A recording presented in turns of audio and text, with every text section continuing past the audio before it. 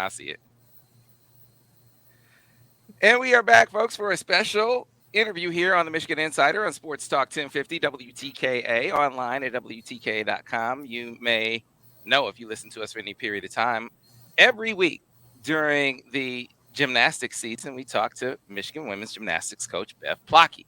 One of the players she talks about quite frequently, or she has talked about quite frequently over the past 4 years, is Sierra Brooks. And we have the great pleasure for the first time on these airwaves having Sierra Brooks with us to talk about not only her grad year upcoming, but also her partnership with the cancer support community. It's a NIL partnership that came about through her affiliation with Health Impact. So, first of all, Sierra, welcome. Thanks for joining us. Thank you. I'm excited to be here. And also from the cancer support community, you got to help me with your last name, Christian. How do I say your last name? Wojcinski. Wojcinski. Wojcinski. You get Woj a lot? I do. You Yep. get I Woj used to get Wojo back in my hockey days. Okay. All right. So Christian Wojcinski from the cancer support community on with us as well. And so let's just start there. First of all, Sierra, what a fantastic career you've had here at the University of Michigan. What made you decide to run it back one more year? That's a good question. I think, first of all, it's a super cool opportunity to be given just this COVID year. I think I was here, obviously, the COVID happened like the latter end of my freshman year. So we never really got to see how that postseason would have panned out, which was very tough. But then, like, sophomore year, we go and we win NCAAs. And then, like, junior and senior year, those were also like phenomenal teams. So there was nothing, even like right now to this point, where I'm like, there's not one thing where I'm like, I have to stay in order to like reach X goal or this accomplishment. But I think a lot of the motivation to stay was one, it's just like, I love Ann Arbor. I love this team. I also love school. So it's like, why not get another degree if I can? And then also just, I would love to spend another year with my teammates and coaches. And I also am not itching to be done with the sport. Like, I don't think I'm going to continue it and do like elite gymnastics once I'm actually done. But if my body was okay to continue, it was kind of a no-brainer where I was like, I can work at any point in time. I've got a lot of things ahead of me that will happen when school's done. But if you're given this unique opportunity, you might as well go for it. And then another weird thing too, I graduated a year early from high school. And I remember being really upset that I was going to be done with gymnastics in 2023 instead of 2024 when I made that decision. And then when I took my fifth year, I was like, now it's perfect. I end exactly when I was supposed to. So I was a Right, little right, piece too. right. So another unique thing that happened during the course of your college career, obviously, is NIL, right? That was not a thing Yes. when you started. It Yeah. became a thing along the way. And so before we get into this particular partnership, just Mhm. how has NIL gone for you? And just as a student athlete, how did you feel about this news? Did it live up to what you thought it was going to be when it Yeah. was first brought about? Honestly, I'll tackle the second part first. I guess in the beginning, it was more so surprising. I know that it had been thrown around that like NIL could potentially become a thing and student athletes would be able to make money. There were a lot of voices and people who were advocating for that. But I honestly didn't really like, I wasn't checking it and trying to see like where it had been moving and like what the NCAA was thinking. And then I remember July 1st of, I think 2021 is when that happened, and it was actually just chaos in the beginning. Like every single student athlete's Instagram story was like, hi, like I'm so and so and I'm open to deals. Like no one had any idea like what to do. Right. So I think at that point I was like, I have no idea what to expect. Like people were also kind of signing away their rights. Like some of these contracts were very much like just exploiting student athletes. So I was like, I'm interested in it, but I'm also going to kind of watch from afar. And I also, my logic too, I was going into my junior year and I was like, I was fine, like financially, my freshman and sophomore year. Like I'm on a full ride scholarship. Like that alone is great. We get stipends. Like it covers everything and more on a month to month basis. So I felt fine financially. So there was no point where I was like, I like really need the money or I like need to put so much of my time and resources into NIL for whatever reason. I think it's a really good opportunity. But at that same front, I was like, I still have my academic and athletic priorities. So that was it in the beginning. And then I think since it's actually happened, like I've loved it. It's been great. I've met so many people because of it. And it's cool. Like a lot of the different things that I've been able to do, like even going to the MDen at some point and just like signing autographs with Natalie, my teammate. I think it was that same year in 2021. And then now I have like a partnership with the United Dairy Industry of Michigan, which is really fun because I love chocolate milk. So that's more of like a random personality thing that like that never would have happened if NIL wasn't in the picture. And then you bring in like Hail Impact too with the cancer support community, where I've just once again like met so many people, and then this way too we're able to like help out the community through various like NIL things that we go on to do. So I've enjoyed it a lot. I think it's going to change probably a lot too, and you've seen many student athletes be really creative with it. So love it. Really happy that it happened, but still not sure on like where it's going to go. I think it can go really anywhere right now. Well, your work with Hail Impact and now the cancer support community, I think marries the opportunity to use your image to obviously advance some things financially for yourself, but also to help the community.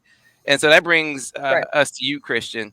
First of all, for folks who aren't familiar with the cancer support community, tell us what it's all about, what your mission statement is. Certainly. So we're a local nonprofit organization, and we provide free supportive services to anyone and everyone impacted by cancer. So any age, stage, relationship, if your life has been impacted, we want to be able to be there for you and support you. And we have about 5 kind of core program areas, from support groups and individual counseling and therapy, healthy lifestyle classes and programs, from yoga, tai chi, Zumba to cooking, financial assistance and resource support, educational workshops where you get to listen and learn with a local doc, and then social programs and activities. And that's where we've really been able to engage with Hail Impact, Sierra, and the U of M gymnastics team. Yeah, anyone who's been touched by cancer directly in their family knows there's definitely the patient who first and foremost needs the care and support, but the families do too. And so it sounds like this is kind of the holistic approach to support, right? It's the patient, but it's also supporting the families. Am I right? Yes, absolutely. So we're looking at everyone impacted. So not just the patient, but their caregivers, their loved ones, friends, and family. Cancer hits home. It hits everyone. It hits the entire person and the entire family. And so we want to be able to support all of those people. So if there are members of the community who are being impacted and they would like to obviously get involved with or get support from Cancer Support uh, uh, Society, how can they do that? Well, you can find us online and on Facebook, cancersupportannarbor.org. And we're really a great resource because we're free. So free for the whole family, for everyone, the whole time.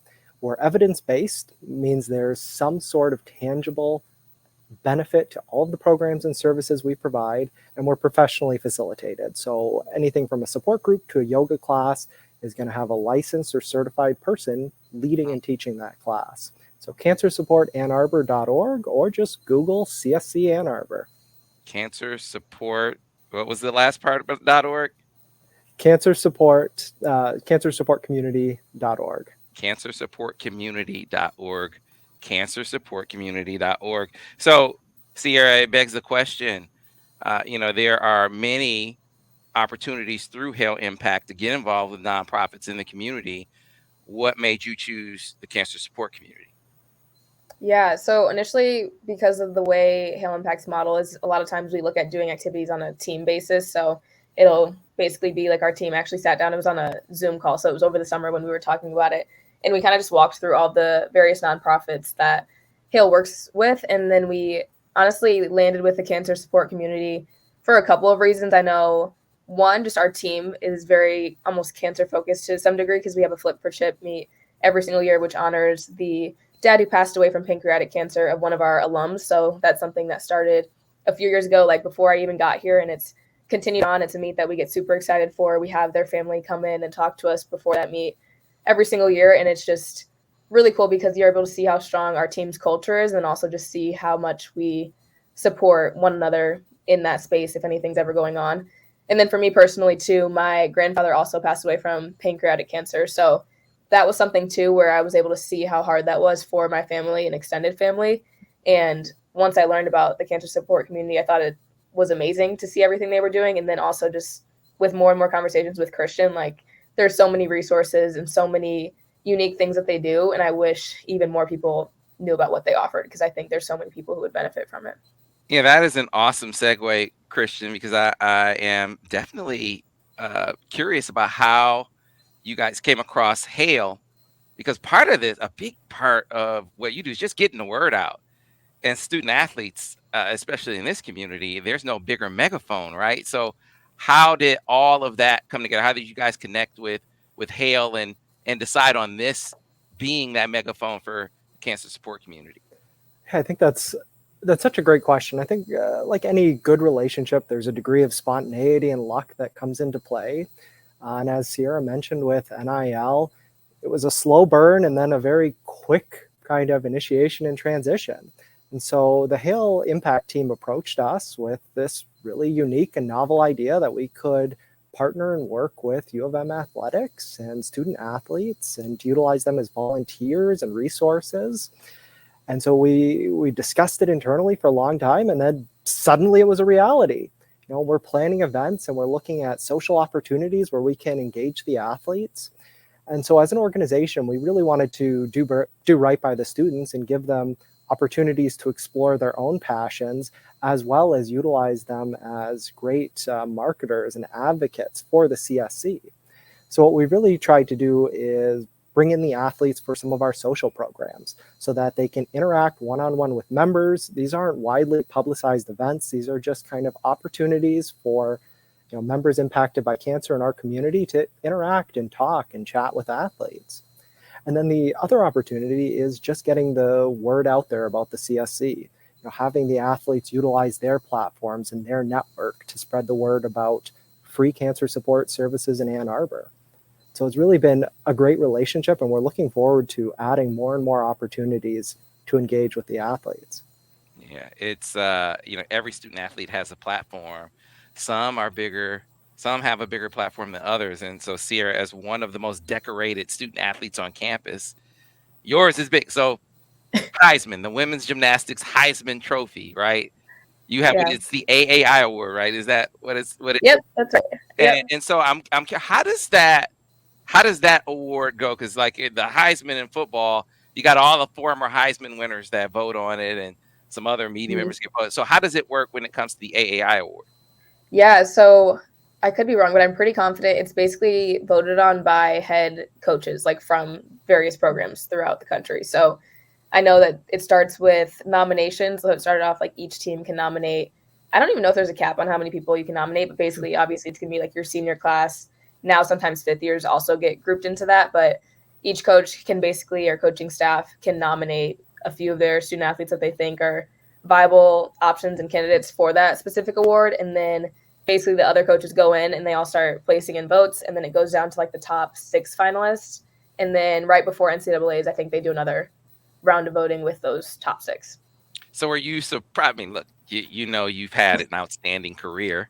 You had a good shot, but were you surprised when? Oh yeah, I was I was so shocked. I did not think it was gonna be me. Like even if you watch the video, I'm just kind of like looking off into the distance because I was like, I don't know who it's going to. Like pretty sure it's not me. Like I can just kind of relax. And then it wasn't. And I was like, oh, that's awesome. And I think it was obviously incredibly rewarding. And I have had a very successful career, so it caused me to kind of like look back at that and look at everything that I've accomplished, but still on the same front. Like there's so many amazing gymnasts out there that to me it could have gone to any one of us. So I was very excited. I thought it was deserving. But also at the same point, it was never like I was like, I had this in the bag. Like this is totally me. Like I was happy to be top 6 finalist. But you won it. And that, you talk about a decorated career, part of a national championship winning team.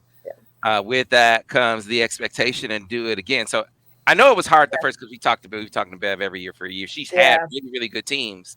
Yeah. But you guys finally did it. So how hard was that? How hard was it coming back from that? Right? Because once you get to the mountaintop, they say it's hard to get back. Yeah. What's been your experience?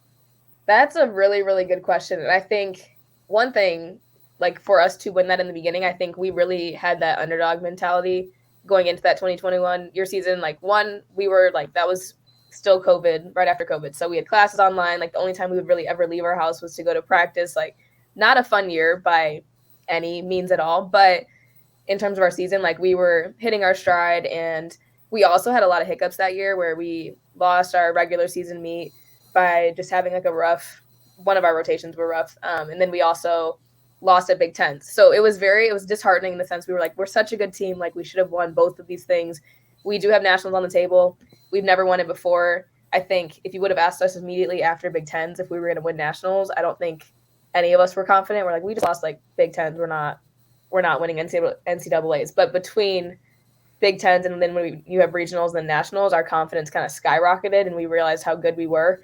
And it was very much, we got to the point as a team where we were like, we're going to go in and we're just going to do our gymnastics. Like we're going to be humble. We're going to just show everyone how good we were or we are. And it really just clicked and everyone bought into it. And that was amazing. But like you said, it's very hard to make that transition after that. And I think our team worked incredibly hard, if not harder, after we won the NCAA title because it's so rewarding where you're like, okay, if you put in all this work, it pays off. So in the field of, in terms of just like practice and stuff like that, that was never hard. Like that transition, I think going into the gym and putting in your best work and having these high expectations, that honestly was probably easier after winning. I think the hardest part was just competing. In the past, like last year, we were not able to kind of switch into that mindset where it's like underdog mentality, like no one thinks we can do it because we were like, we've done it before and now everyone knows that we can do it. And instead we're trying to prove that we're still there. So that was definitely a challenge for us. We got better as the year went on, but I think something about the 2021 year, we were truly like, we're going to put it all out there and then see what happens. Whereas other years, I think it transitioned to like, oh, like don't mess up because we know we're so good, but if we mess up, that's how we lose it. So I think that's something that we learned a lot from, and we're still trying to make sure that like even going into this next year, we shift that mindset, but it is really hard to bounce back after winning something like that. Right. So, but now you've been through that. So, but you lost some really, really fantastic, long term, and kind of like you from the start of their careers all the way through. Right. Abbey High School was outstanding. Right. Natalie Wojcik was amazing. Yeah. But now they're gone. Now you got Gabby, for instance, you guys are the faces of the team. Right. Have you adjusted to that in your mind already? I've adjusted. I think I honestly was mentally preparing for it. Like when I had decided I was coming back, I knew I was coming back a long time before I ever publicly announced it. Like I had been into grad school around October, November. So I knew it was coming. So I was really like cherishing the moments that I had with like Nico, Heist, and Natalie. And then obviously like since we trained all summer long in the summer, this past summer, they were obviously done. So we didn't have them. Instead we had everyone else along with some of our freshmen come in, and I've definitely adjusted to it already. And I'm excited for this year too, because it's awesome having such a dominant group like that, where you almost like our lineups were very predictable because we had like the same people for so long. And we know kind of everyone's ballpark scores. We know their routines. We're just very comfortable with them.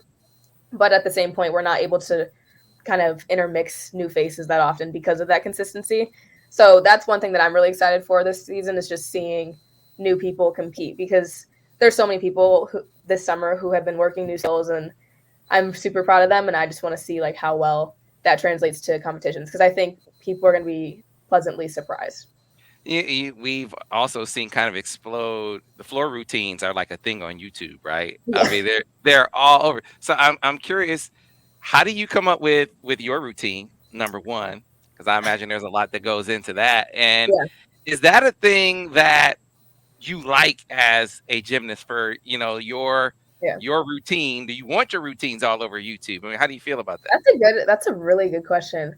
Okay, I think it depends on which athletes you ask. Like for me, I've never liked floor. Like I'm good at floor, but I have never, like, it's always been my least favorite event. Like I do it, I'm good at it, but I don't get that excited for it. So in terms of like floor routines and things like that, like we look around on YouTube or wherever that may be looking for floor music, and we do that in collaboration with like Webb and Miley, because they kind of have the final say. They've seen so many floor routines, they kind of know what works and what doesn't in terms of like when you're actually applying choreography to that music. So that's how that process goes. And then in terms of what we actually do choreography wise, our beam coach Miley does that for us, our beam and vault coach. She does that. Basically, it starts in the summer. So she spends a lot of days in her summer and going into the fall where we just meet after practice and play the music, and she comes up with our choreography for those. So she does awesome with it. And in terms of like kind of those viral floor routines, one, I'd say just most basic terms, I like it because it increases popularity for gymnastics.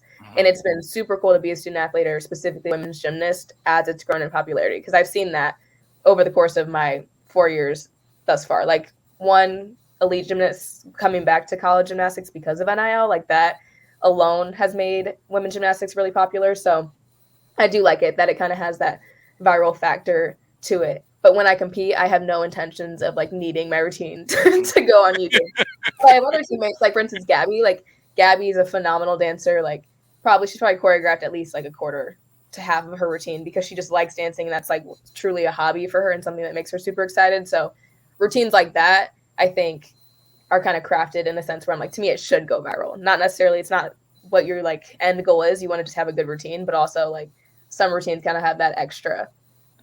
Yeah, I was wondering about it from an outside perspective. It just seems like the more judges are human. Seems like the more popular you are, it might, kind of influence help a little. Right, might help a little bit. And then the other piece is NIL. The more popular you are, the easier it is for these NIL deals. Yeah. So that kind of, and we're winding out here, That is very true. leads to another question. So the name, image, likeness platform, there are some athletes that say they want their NIL deals to be very, very tied into their sport. Okay. There are others that we see across the country. I mean, they're endorsing all kinds of different things, right? And things that have nothing to do with the sport. In some instances, it's it's not even about how good they are in their sport, right? It's more about how they look. I'm curious, how do you feel about that? How do you feel about the way NIL is being implemented here versus other places as far as that's concerned? Yeah, so I'd say that first part, when you're saying like doing NIL deals that are like sport focused versus outside of that, I think it's hard. So when I think about myself, I kind of like some of those external ones that are things that are separate from gymnastics, because it's like I spend so much time with gymnastics, and I feel like at some point you hit a cap in terms of deals in your sport to some degree. Like, for instance, most gymnasts do like some sort of like leotard deal, or you could do something maybe with, I don't even know, like athletic material, tape. Like, there's very limited things that you can do with gymnastics. There's probably more, but if you think about it, it's like we're not going to be buying equipment, so we're not going to probably do like an equipment deal. So when you look at it that way, sometimes it's like your sport can kind of be narrowing in terms of the scope of NIL deals that you can do. And when you start to look externally, there's probably more opportunity if you don't limit yourself or truly like only look in the bubble of your sport. So I think it's really good that student athletes have that option, but I also think it's worth acknowledging that the only reason we're able to even make any money off these deals is because of our sport. So it's like, use your sport to some degree if you can, but also do find those differentiating factors and make sure that there's something that you're proud of going forward, because we're also student athletes for a short amount of time. At some point, the reality, like, most student athletes aren't going to be making enough to like never work. Like, most of us are here for our degree. We're going to get a job. You want to make sure whatever you did NIL wise and whatever brand you created for yourself during those NIL years is something that you can use to kind of talk yourself up to a future employer, whoever that is, versus something that kind of makes people question you or what you were looking to do at that time. All right, so that's a great way to kind of wind down. Let's do it this way. Kind of play out the season, map out the season for me. You've been through it before. I know you have personal goals and expectations, but I want to hear those ones that you're willing to share. But give us an outlook for this team, maybe some new faces and routines to kind of be on the lookout for this year. Ooh, this is fun. Okay. Let me think. I'll start honestly with like returners. Obviously, our senior classes like Naomi, Jenna, Carly, Raina, they're also going to be staples again this year. They were always kind of mixed in those lineups between those. Hold on. Did you say Naomi is a senior now? Naomi is a senior now? Yeah. We're all getting old. Wow. I know. Yeah. So, like, basically, our senior class is going to continue to be amazing and a really good force for this team. So I'm excited for that. Our grad class, it's me and Gabby. So we're returners. We're hoping to contribute and do what we've been doing in the past. And we also got a grad transfer this year from the University of Penn, McKaylee Marr. So she does bars and beam, and she's going to also probably crack those lineups. She was a really important competitor for Penn. So we're really excited to have her. She's also in Ross with me, so I see her pretty often. So that's fun. And then when you go to the rest of the team, like JC Bohr is a junior now, which is really weird. I feel like the years have also flown by, but JC is doing amazing. She's working at Tkachev to immediate bail on bars. So that's been looking really good along with her beam. So, and floor, just all the events. So she's going to be awesome. And then you go to our sophomore class. We didn't see too many of them compete last year, but they've all been looking really good in the gym. So I think any one of those four can get in there. Kaylin's working back from an injury this summer, but she also, if she's able to get training again and get back, probably for like the latter end of season, she's going to be amazing because we were able to see her compete a little bit last year as a freshman on vault and bars, and I think she's probably only going to do better. And then we have 3 freshmen coming in as well. We have Ava, Halen, and Kaylee. So those 3 will be really helpful for us right now. I think it's too early to tell in terms of like what events you might see them on, but we have a really good team. I think there's going to be a lot of new faces, and I think people who follow gymnastics, like the Gym Internet on Twitter and everything like that, there's faces from club gymnastics that they might not have been able to see for the past few years because our lineups have been so set that they're going to be excited to see compete a little bit more than they have in the past. Yeah, as you were talking, it made me think of one more thing that I've talked to Bev about a lot over the years, and it impacts you directly. When I look at Michigan, when I look at your team, it's one of the most diverse teams in the country, and that's not by mistake. I know you're recruiting the best athletes, and that's first and foremost, but you have a very, very diverse team. And that I know that is something that is very important to Bev. And I'm wondering, as a student athlete, when you're being recruited and now that you're on the team, is that something that you noticed? Is that something that was important to you as you were being recruited and now that you're here? Right. I honestly think it's something that's more important to me as a current athlete than I probably prioritized it as a recruit. Like I came in at like 15 or 16. Yes, you look for diversity, but I don't think you think about how it impacts you on a day-to-day, like once you're actually a student athlete on that campus. So when I came, it was, I think, at least in terms of like myself, like looking at other African-American gymnasts, there was one on the team. Like honestly, it was cool to see one because there were some teams that didn't have any. And also my club gym, there were like maybe 1 to 2 other African American gymnasts, and they were probably like 7 when I was 17. So there wasn't tons of representation in terms of athletes that looked like me. So it wasn't like I came to Michigan expecting to find like the polar opposite. Like I wasn't expecting to be on a team that was like incredibly diverse. It was more so something that was what my club gym level was at or better. And then it kind of coincidentally worked out that like over the years we've recruited so many other at least Black student athletes on our team. So like now there's like 4 to 5 of us, which is incredible. I never would have thought that'd be the case. I never would have asked for that. And it's been amazing to have that diversity. And then also just bouncing off of that, our team culture is really, really strong. And that's one thing that I know if you ask like Gabby and I and like the senior class, like that's something we're really proud of because we've helped to kind of cultivate a really strong culture on our team. And I think it's 10 times stronger than it would have been if our team was made up of people who are all like the same. We've learned so much from one another because we are such a diverse team, and that's something that goes a really long way.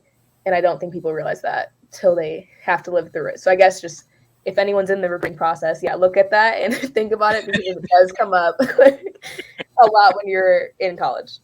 Well, Christian, I'm sure as you're sitting here listening, you're like, man, we have a great spokeswoman, right? I mean, they nailed it with this, just like they nailed routine. So one more time, let's tell the folks about the cancer support community, how you guys help people who might be either suffering from cancer or have family members or people that they're caring for that are suffering from cancer, and how you guys can help. Yeah, so first I just want to thank Sierra and Hail Impact. We're so grateful to be able to work with such a wonderful NIL collective. The same drive, passion, and heart that you heard Sierra expressed is shared across all sports that Hail represents. So that's really what the athletes bring to us. They bring that passion. They're able to share our mission of support, education, and hope. That no one should face cancer alone, that there are free resources in your community that can be provided to you. And so they give us a chance to really share with the community that you're not alone. You don't have to face cancer alone, that the cancer support community of Greater Ann Arbor is here for you. So that's cancersupportannarbor.org. Cancersupportannarbor.org. That's cancersupportannarbor.org. Sierra, it has been an amazing pleasure we've talked about you so much over the last 4 years and now going into the 5th year. Crazy that we haven't talked to you. Now that we have, I'm wondering if you'd be open to filling in for Bev a couple weeks during the year. Oh yeah, that'd be fun. I love doing podcasts and interviews and stuff like that. So I don't know. Me and Bev can maybe do it together or alone. I don't care. We'll definitely make that happen. Yeah. So Awesome. appreciate you guys taking the time. Good luck this season. Sierra and Christian, thanks a lot for your time. Thank you. Have a good rest of the day.